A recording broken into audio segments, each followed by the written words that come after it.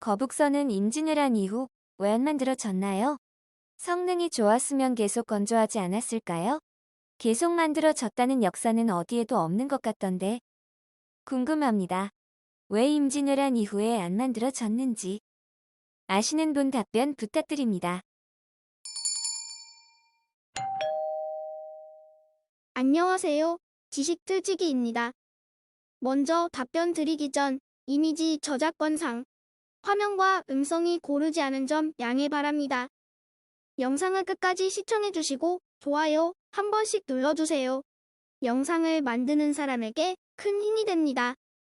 답변 드리겠습니다. 일단 속도가 느립니다.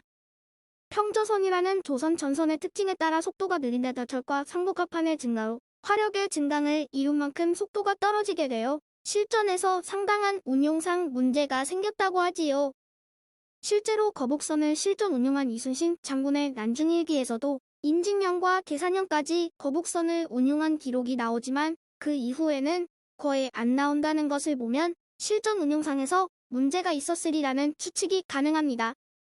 물론 거북선의 초기 운용에서 실용화 단계에 이르면서 거론이 줄어든 탓도 있겠지만 속도가 빠른 외선들이 조선송만 만나면 도주를 하는데 속도가 느린 판옥선보다도 더 느린 거북선이 효과적으로 대응하기 힘들었으리라는 생각도 들거든요.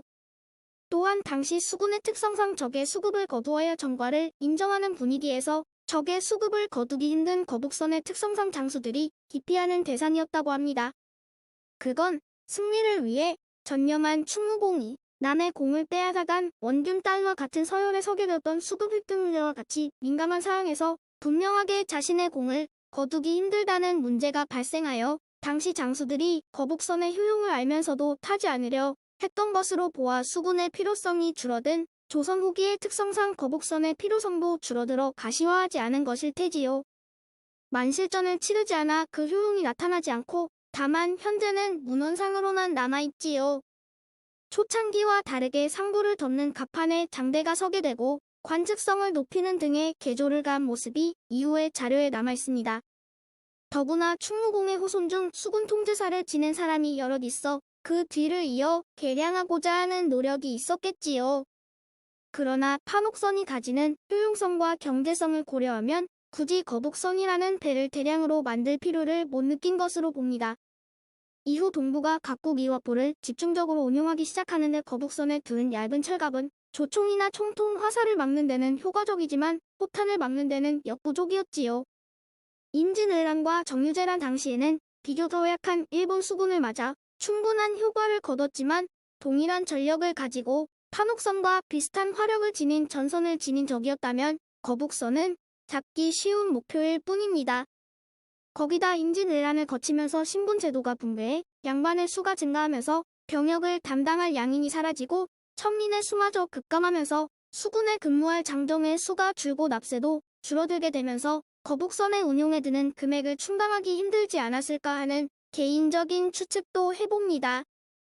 이를테면 거북선의 기초가 되는 판옥선의 길이가 20에서 35m 사이였고 폭이 5에서 10m였다고 하면 거북선에 둘러야 하는 철의 무게는 어마어마해집니다.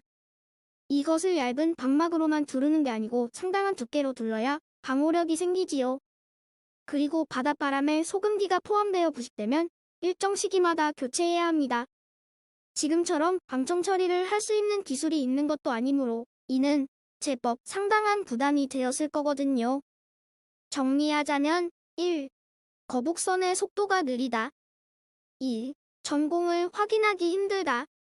3. 운용 비용이 많이 든다. 4. 철갑 운용 기술의 상대적 낙후. 5. 운용 가능한 군사비의 감소 이런 이유로 거북선이 점차 역사의 뒤안길로 사라졌으리라 생각합니다. 지금까지 지식틀찍이었습니다. 다음 영상은 더욱 호기심 많은 질문들로 업데이트될 예정입니다. 구독하시면 일상생활에서 가끔 궁금한 질문들이 함께할 것입니다. 지식과 상식 얻어가세요. 감사합니다.